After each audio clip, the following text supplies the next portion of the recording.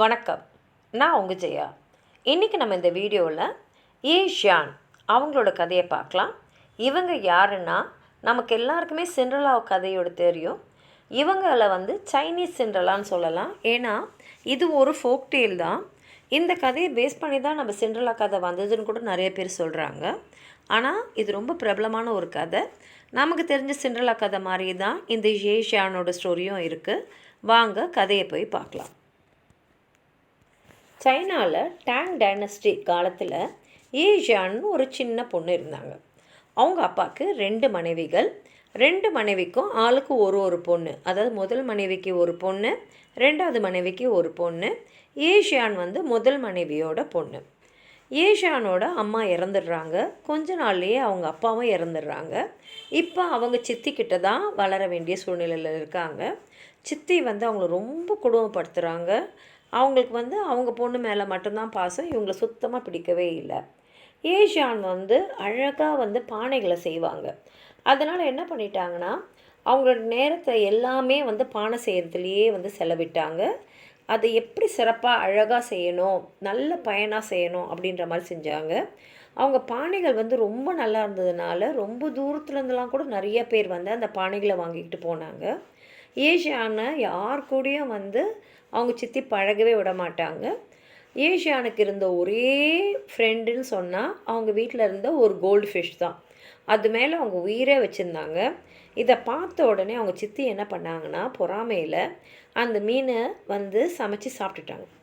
அதுக்கப்புறம் அந்த மீனோட முள்ளை என்ன பண்ணாங்கன்னா, வீட்டுக்கு பின்னாடி இந்த மேன்யூர்லாம், அதாவது வயலுக்கு போட வேண்டிய இதெல்லாம் வச்சுருப்போம் இல்லையா, அந்த ஃபர்டிலைசர்ஸ் மாதிரி மேன்யூர், அதில் அவங்க கலந்து வச்சுட்டாங்க. ஷியான் மீனை தேடி தேடி பார்த்தாங்க, கிடைக்கவே இல்லை. அது தேடி பார்க்கும்போது தான் அவங்க சந்தேகப்பட்டு தோட்டத்தில் போய் பார்க்கும்போது அந்த மேன்யூர் குப்பைக்கு நடுவில் அந்த முள் இருந்ததை பார்த்தாங்க. அவங்களுடைய கோல்ட் ஃபிஷ்ஷோட முள் தான் அதுன்றது அவங்களுக்கு தெரியும். அதை என்ன பண்ணாங்க, எடுத்துகிட்டு வந்துட்டு அவங்களுடைய அறையில் ஒளிச்சு வச்சுட்டாங்க.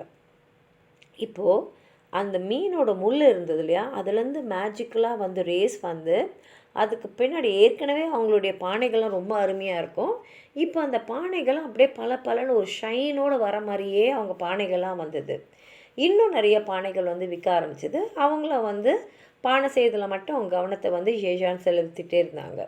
அந்த நேரத்தில் தான் அந்த ஊரில் ஒரு பெரிய திருவிழா வச்சுருந்தாங்க. எல்லாருமே ஊரில் இருந்த எல்லாருமே அந்த திருவிழாக்கு போனாங்க. ஆனால் ஷியானோடைய சித்தி நீ எங்கேயும் வரக்கூடாது, வீட்டிலே தான் இருக்கணும் அப்படின்னு சொல்லிட்டு போயிட்டாங்க. ஷியானுக்கு ரொம்ப வருத்தம். ஏன்னா அவங்களுக்கும் அந்த திருவிழாவுக்கு போகணுன்னு ரொம்ப ஆசை. அதனால் அவங்க சித்தியும் அவங்களுடைய தங்கையும் போயிட்ட அப்புறம் அவங்கக்கிட்ட ரொம்ப அழகான ஒரு ஆடை இருந்தது. அது இந்த கிங்ஃபிஷர் பேர்டோட ஃபெதர்ஸ்லேயே செஞ்ச ஒரு ஆடை.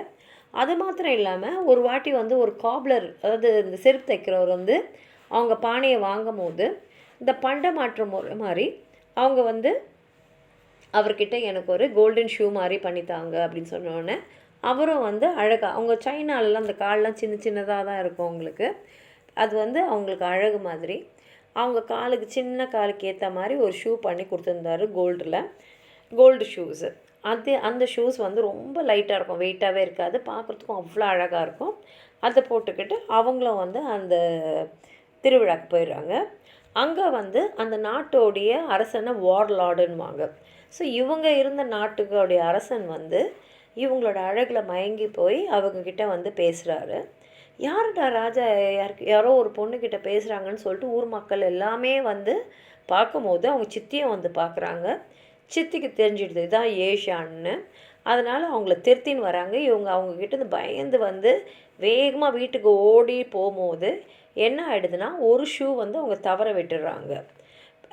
ஓடி போகிற ஷியான் பின்னாடியே அந்த வார்லார்டும் பின்னாடியே வராரு. ஏன்னா அவருக்கு அவங்கள பிரியறதுக்கு மனசே இல்லை. அவர் மனசை ஷியான்கிட்ட பறி கொடுத்துட்டாரு. ஆனால் ஷியான் அவங்க சித்திக்கு பயந்து ஓடுறதுனால அவங்க ரொம்ப வேகமாக ஓடி போயிட்டாங்க. இந்த வார்லார்டு கிடைச்சதெல்லாம் அவங்களோட அந்த ஒரு ஷூ தான். உடனே அவர் என்ன சொல்கிறாருன்னா, இந்த நாட்டில் இருக்கிற எல்லா பெண்களுமே இந்த ஷூவை போட்டு பார்க்கணும். ஏன்னா அவ்வளோ சின்ன கால், யாரோட கால் வந்து ஷூஸ்க்கு வந்து கரெக்டாக இருக்கோ அவங்கள நான் கண்டிப்பாக பார்க்கணும் அப்படின்றாரு. இந்த மாதிரி எல்லாருமே உடனே அந்த ஊரில் இருக்கிற எல்லா பெண்களும் வராங்க. ஏன்னா அவங்களுக்கு ரொம்ப ஆசை, நாட்டோட அரசன் இல்லையா, அவருக்கு நம்மளை பிடிச்சிட்டா நல்லாயிருக்குமேன்னு சொல்லிட்டு எல்லா பெண்களுமே வந்து அந்த ஷூஸ்க்குள்ளே காலை விட பார்க்குறாங்க. ஆனால் அது ரொம்ப சின்னதாக இருக்கிறதுனால அவங்களோட கால் அது உள்ளே போகல. அப்போ தான் வந்து அந்த ஷூவை வந்து தைச்சி கொடுத்தார் இல்லையா அந்த செருப்பு தைக்கிறவர், இந்த காப்லர், அவர் வந்து ஷூவை பார்த்தோன்னா அவர் தெரிஞ்சிடுது இது நம்ம பண்ண ஷூ தான்னு. அப்போ அவர் வந்து சொல்கிறாரு, இந்த ஷூவை நான் தான் பண்ணி கொடுத்தேன். ஒரு பொண்ணு வந்து நல்லா பானை செய்வா, அந்த பானையை வாங்குறதுக்காக நான் அந்த ஷூ அவளுக்கு செஞ்சு கொடுத்தேன் அப்படின்னு சொன்ன உடனே அந்த பொண்ணு இருக்கிற வீட்டுக்கு என்னை அழைச்சின்னு போ அப்படின்றாரு. உடனே வந்து அந்த காப்லரும் அழைச்சின்னு வராரு. அங்கே வந்தவன் ஒரு ஏஷியானை பார்த்துறாரு. ஏஷியானுக்கும் ரொம்ப சந்தோஷம், தன்னை தேடி அந்த நாட்டோடைய வார்லார்டு வந்ததில். அவர் வந்து ரொம்ப சந்தோஷமாக 2 பேரும் ஒன்று சேர்ந்துறாங்க. ரொம்ப பிரம்மாண்டமாக அவங்களோட கல்யாணம் நடக்குது. அதுக்கப்புறம் 2 பேரும் ரொம்ப வருஷங்களுக்கு ரொம்ப சந்தோஷமாக வாழற மாதிரி கதை முடிஞ்சிருக்கு. இதுதான் இந்த சைனீஸ் சிண்ட்ரெல்லாவான ஏஷியானோட கதை. உங்களுக்கு ஏதாவது சொல்லணும்னு நினச்சிங்கன்னா கீழே இருக்கிற கமெண்ட் பாக்ஸில் எழுதுங்க. இந்த வீடியோவை லைக் பண்ணுங்கள், உங்கள் ஃப்ரெண்ட்ஸோடு ஷேர் பண்ணுங்கள். சப்ஸ்கிரைப் பண்ணாதவங்களாம் ப்ளீஸ் சப்ஸ்கிரைப் பண்ணி சப்போர்ட் பண்ணுங்கள். நன்றி.